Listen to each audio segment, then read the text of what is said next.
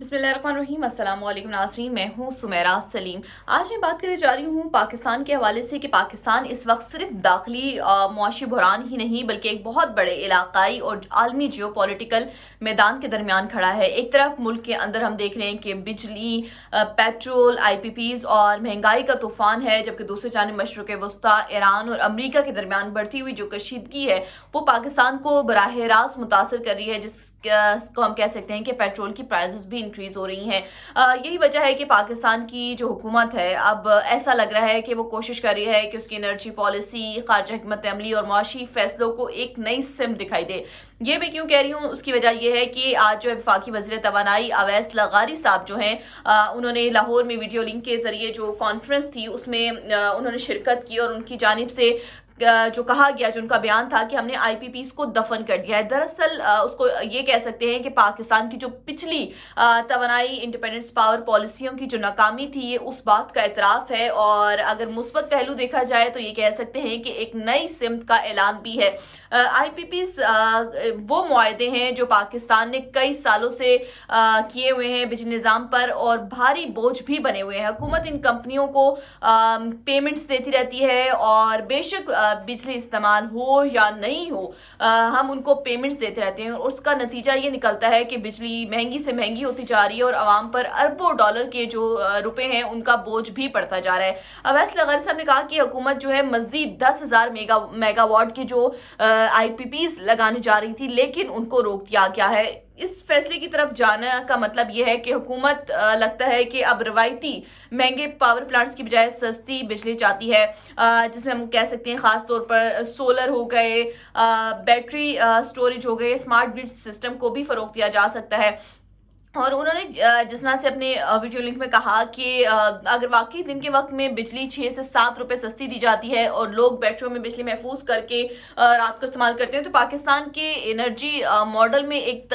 इनकलाबी किस्म की हम कह सकते हैं कि तब्दीली भी ला सकता है, लेकिन अगर इसके ऊपर अगर कोई इम्प्लीमेंट हो जाती है। लेकिन सवाल यहाँ पर यह होता है कि पाकिस्तान क्या वाकई इतनी सस्ती बिजली दे सकता है? हकीकत यह है कि पाकिस्तान का जो पावर सेक्टर है अभी भी गर्दिशी कर्जे हैं, उस पे लाइन लॉसेस हैं, बिजली चोरी है और नाकिस इंफ्रास्ट्रक्चर जैसे मसाइल हैं, उसमें हमारा जो सिस्टम है इस वक्त घिरा हुआ है। सिर्फ अगर IPPs रोक देते हैं तो उससे मसाइल हल नहीं होंगे, और IPPs रोकने से जो इस्लाहात हैं, शफाफ बिलिंग है और बिजली चोरी जैसे जो मसाइल हैं इन पर काबू नहीं पाया जा सकता। और जब तक ये जो तमाम पहलू हैं इनको अच्छे तरीके से इन सब पहलुओं का अहाता नहीं किया जाता, तो तब तक आवाम को रिलीफ मिलना मुश्किल है, क्योंकि ये ऐसी बातें हैं कि ऐसी बातें हमने बातें जो है ज़बानी बहुत सुनी है, लेकिन आवाम को अभी तक इनसे कोई रिलीफ नहीं मिला, और IPPs की मद में पैसे दिए जा रहे हैं और आवाम के ऊपर ये जो है बोझ पड़ता जा रहा है। लेकिन उनकी जानिब से एक और जो पॉइंट था, उन्होंने इस पॉइंट को रेज किया कि जो स्मार्ट मीटर्स हैं और प्राइवेट कंपनियों की बात की है। जहाँ तक मेरी समझ है, मुझे ऐसा लगता है कि हो सकता है कि ये दरअसल पावर सेक्टर की निचकारी की तरफ कोई इशारा हो, क्योंकि जिस तरह उन्होंने कहा स्मार्ट मीटर्स हो गए और प्राइवेट कंपनियों की अगर बात हुई है तो ये निचकारी की तरफ जा सकता है। और हुकूमत चाहती है कि शायद बिजली की तकसीम और मीटरिंग में जो है निजी शोबे भी शामिल हों। हो सकता है कि गवर्नमेंट चाहती हो कि अगर निजी शोबे आ जाएंगे तो उसके अंदर करप्शन कम हो जाएगी और नाअहली कम हो सकेगी। हमने देखा कि अगर प्राइवेटाइज कर देते हैं इदारों को तो उसके अंदर तब्दीलियां आती हैं। सबसे पहले करप्शन जो सरकारी इदारे हैं वहाँ पे बहुत ज़्यादा देखने में आ रही होती है, लेकिन निजकारी जो है हमेशा से एक हसास मामला रहता है। अभी हमने PIA का देखा, उसकी भी निजकारी हुई है, लेकिन माजी की बहुत सारी निजकारी हम देखें तो इतनी ज़्यादा उसके अंदर इम्प्रूवमेंट हमें देखने में नहीं आई, और आवाम को बहुत इस चीज़ का खदशा होता है कि नहीं, जो कंपनियां हैं, कोई भी अगर इंसान बिजनेस लगाता है तो इन्वेस्टमेंट करता है, वो पहले अपने फायदे के लिए सोचता है, और आवाम जिसके ऊपर ऑलरेडी इतना बड़ा बोझ है और अगर ये प्राइवेटाइज हो जाती हैं तो आवाम को इससे क्या रिलीफ मिलेगा? कहीं आवाम के ऊपर मजीद जो बोझ है वो तो नहीं बढ़ जाएगा? अगर इसकी तरफ आए, इन तमाम सूरत हाल में जो है सूरत हाल काफ़ी ज़्यादा पेचीदा हो जाती है। और पेट्रोलियम के हवाले से बात करें तो पेट्रोलियम के हवाले से जो आज सूरत हाल आई, वजीर पेट्रोलियम अली परवेज मलिक इकोनॉमिक्स आपने इस बात का इतराफ़ किया कि IMF के साथ जो लेवी है वो बढ़ाने से पेट्रोल की कीमतों में इजाफा हुआ। ओवरऑल हमने सिनेरियो देखा कि पूरे खित्ते में जो सूरत हाल थी, पेट्रोल की प्राइसेस बढ़ रही थी, लेकिन पाकिस्तान में ये जो इंक्रीज हुई हैं, ये बार बार गवर्नमेंट की तरफ से कहा जाता है हमारे पास इतना स्टॉक मौजूद है, हमारे पास इतना ज़खायर है, पेट्रोल महंगा नहीं होगा। ये जो आवाम को कहा जाता है कि पेट्रोल महंगा नहीं होगा, लेकिन अब हुकूमत की जानिब से भी ये कहा जा रहा है। जिस तरह से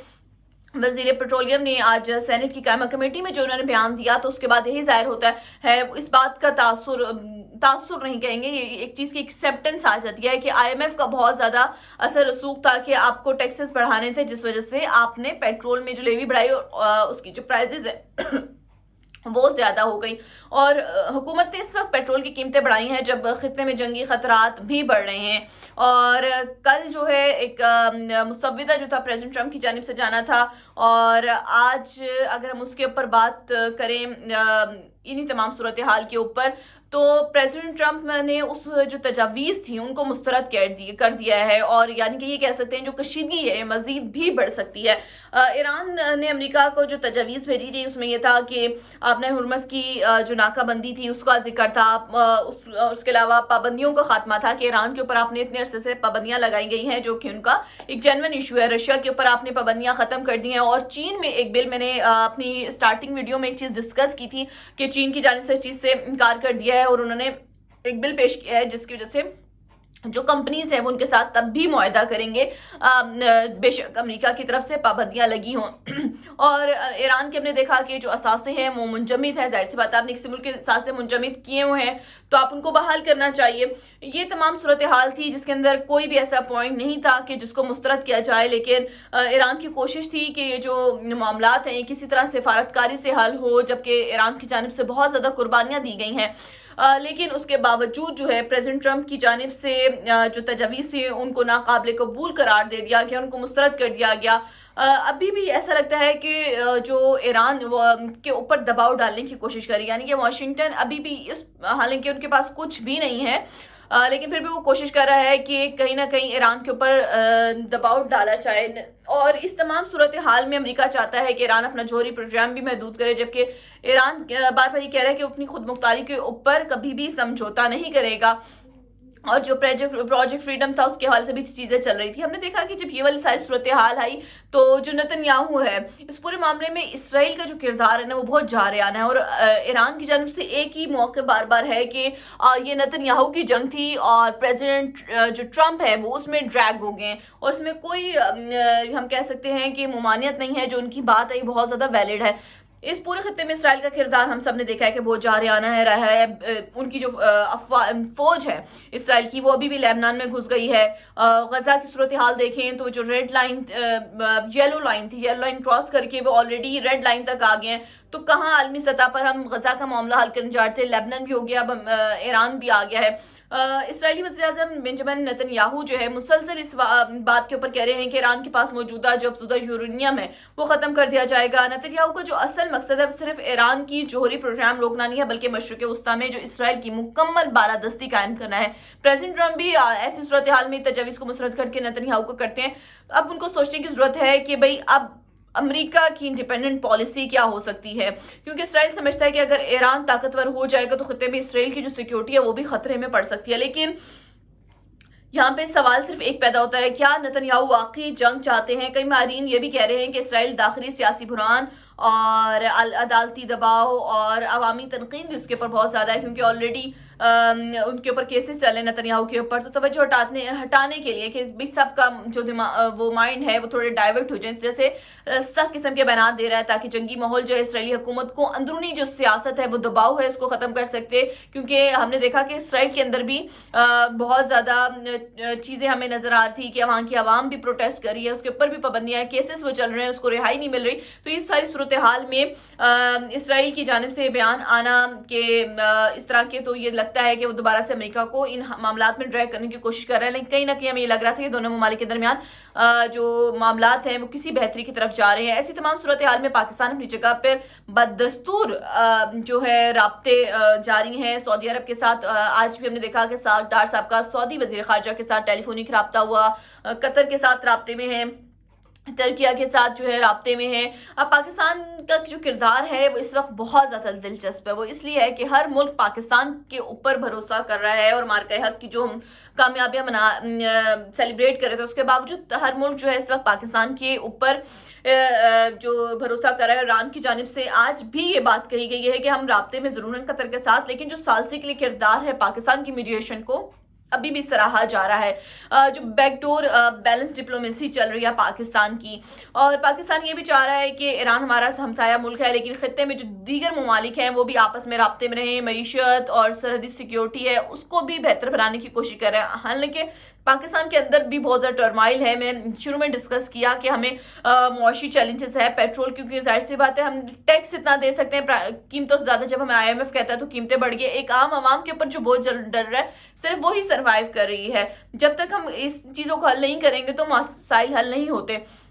پاکستان صورتحال سے فائدہ اٹھا سکتا ہے یا نہیں، اگر ہم اس حوالے سے بات کریں تو اگر پاکستان کی جو کامیاب سفارتکاری کرتا ہے تو ایران، سعودی عرب، امریکہ اور چین کے درمیان اس کے جو تعلقات ہیں وہ بہت متوازن ہیں، تو خطے میں ایک اہم رکن آلریڈی وہ بن چکا ہے، اور کشیدگی ختم ہو جاتی ہے تو پاکستان جو ہے معاشی دباؤ اس میں سے کم ہوگا، اور مزید جو پاکستان کے اندر بہتری آ سکتی ہے، لیکن اپنی پالیسیز کو بھی چینج کرنا ہے۔ چین کا معاملہ بھی اہم ہے، پریزیڈنٹ ٹرمپ بھی چاہ رہے ہیں، وزیر اعظم شہباز شریف صاحب نے بھی جانا ہے، اور پریزیڈنٹ پوٹن نے بھی جانا ہے۔ پریزیڈنٹ ٹرمپ کا یہ دورہ بہت امپورٹنٹ ہے، وہ جانے کی تیاریاں کر رہے تھے، آج میں خبر پڑی تھی کہ وہاں پہ پہلے سے ان کا عملہ بھی چلا گیا ہے۔ لیکن ان تمام صورتحال میں یہ دیکھنا ہے کہ جو صورتحال ہے پریزیڈنٹ ٹرمپ کو سوچنے کی ضرورت ہے کہ ان کا دورہ چین بہت زیادہ امپورٹنٹ ہے، ان سے پہلے کس طرح سے وہ جاتے ہیں۔ تو فی الحال سوال یہ ہے کہ دنیا ایک بڑی جنگ کی طرف جا رہی ہے، کیونکہ پریزیڈنٹ ٹرمپ کی جانب سے یہ جو تجاویز ہے وہ مسترد کر دینا کوئی بہت الارمنگ سچویشن ہے، اور فی الحال ایسا لگتا ہے کہ تمام فریق مکمل جنگ سے بچنا چاہتے ہیں، کیونکہ ایران کی جانب سے بہت زیادہ لچک دکھائی گئی ہے، لیکن اس کے باوجود مسلسل دھمکیاں اور اقتصادی پابندیاں بھی ہیں، اور اس کے علاوہ فوجی تیاری اور آبنائے ہرمز کی جو صورتحال ہے وہ بہت ایک خطرناک سا رخ اختیار کر گئی ہے۔ پاکستان کے لیے بھی اس وقت بڑے چیلنجز کا سامنا ہے کہ جو پراکسی وار جس کا میں نے ذکر کیا تھا وہ کہیں نہ کہیں ابھی بھی جاری ہے۔ پاکستان انٹرنیشنل لیول پہ ایک مثالثی کردار ادا کر رہا ہے فوج پاکستان کی جانب سے، لیکن اندر جس کا ٹرمائل ہے وہ ختم ہونے کی نہیں جا رہا۔ سیاسی استحکام بہت زیادہ ضروری ہے، اور معاشی استحکام اس سے بھی بڑھ کر ہے۔ جب تک ہم معاشی استحکام پر قابو نہیں پائیں گے تو جتنی زیادہ ہم کامیابیاں ہیں وہ شاید ہمیں ایسا لگتا ہے کہ وہ ختم ہوتی ہوئی دکھائی جائیں گی۔ اس وقت سب سے بڑا ایک عام انسان کا مسئلہ یہ ہے کہ اس بحران جو ہے یہ ختم ہو جائے، پیٹرول کی پرائزز، کیونکہ ایک عام آدمی جو ہے ان آنے والے دنوں میں بہت زیادہ سروائیو کر رہا ہے، اور آنے والے دنوں میں بہت زیادہ سروائیو کرے گا۔ لیکن اصلاحات کی جہاں پہ ہم بات کریں صرف بیانات تک محدود نہیں ہونے چاہیے، بلکہ عوام کے مسائل جو ہیں وہ اس سے بڑھ کر ہیں، اس پہ سوچنا چاہیے کہ ہر چیز پر ٹیکس دے کے عوام اس سے زیادہ بوجھ جو ہے نہیں اٹھا سکتی ہے۔